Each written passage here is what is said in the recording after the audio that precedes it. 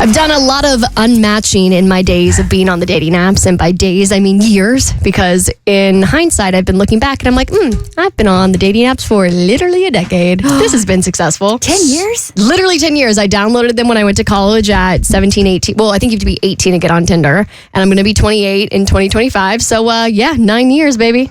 At what point you're like, hey, this isn't working? Listen, Bert.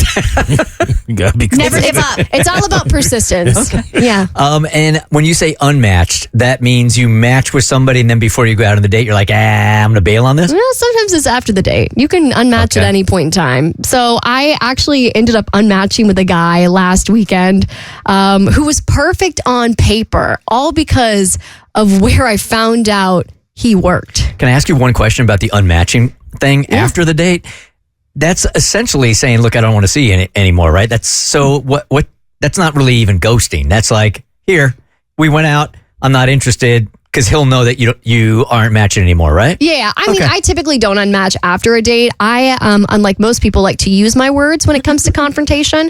But I got unmatched with after a date because I told him, I was like, I'm not interested in seeing you again. He unmatched me, and that's like a normal thing to do. It hurts for some reason. You're like, wait a second, why are you unmatching with me? And then I'm like, oh, I forgot I rejected him. This makes sense. So yeah, I ended up doing some stalking and found out where this guy worked and immediately got the creeps. So I was swiping through Bumble and, just typical weekend, me looking for my soulmate, just casual Saturday activities.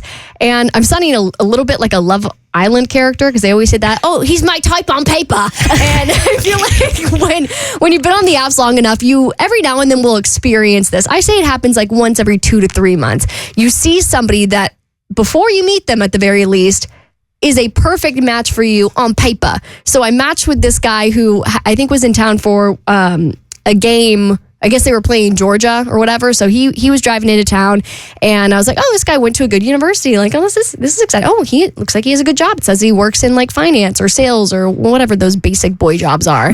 And I start looking through his photos. I'm like, oh, he's really cute. He's like very fit. He works out. He physically is my type. I love the Jim Halpert look. So I'm like, he looks like a Jim Halpert that like lifts a little bit of weights. I'm like feeling really good about this. This guy wasn't caught in Altoona the last couple of days. Nah, I'm still working on my letters to that man. Got to figure out what prison to write him to.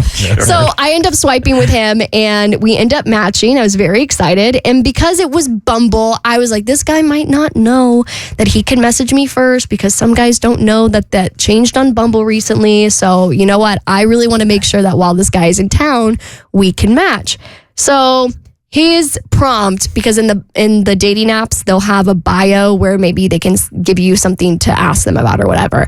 And his bio said something along the lines of like, let's debate this, red wine versus white wine. Like, which is your favorite? And I was like, oh, and he's a wine drinker? Love this man. So I messaged him first and I said, the real question is which wine pairs best with a insert university name here, loss, because they had just lost that weekend. And I was like feeling really good about myself. I was like, that was clever. He's going to love this. And then to my excitement, he replies back and he goes, not sure.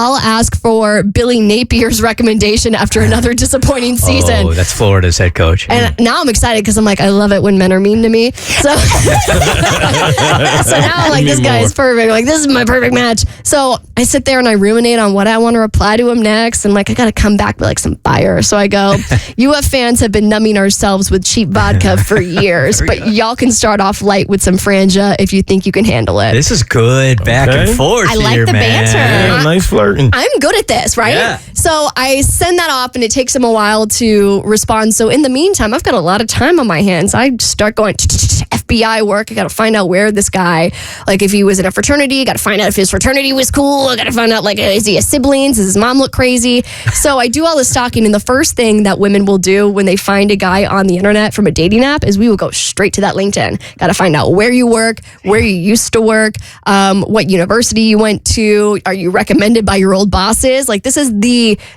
closest thing you're going to get to a dating resume for a man. So I find this guy on LinkedIn and I'm not really expecting to find anything weird because I had seen that he like worked in finance or sales. I'm like, this is perfect. This is exactly what I'm looking for. I love like a Jim Halpert type of dude. See that he was an athlete in college. I'm like, oh, perfect. And he was like a good athlete in college. And then I look at his most recent employer. And it doesn't strike me as odd at first when I see it because it says director of blah, blah, blah at CEC Entertainment. And I go, oh, we both work in entertainment. How cool. Soulmate. And then I'm like, well, I wonder like what they do. Like, I wonder if I know anything that they've produced in the past. Yeah, Kristen it's just sitting with Kristen. I wonder if they've produced anything that like I would have, maybe he's like a big producer, like he's a finance guy, but he's also like making movies. So I Google CEC Entertainment, and there in bold letters is the name of his boss, the big cheese himself, Chuck E. Cheese Entertainment. And I go, I cannot date a grown man who works for Charles E. Cheddar.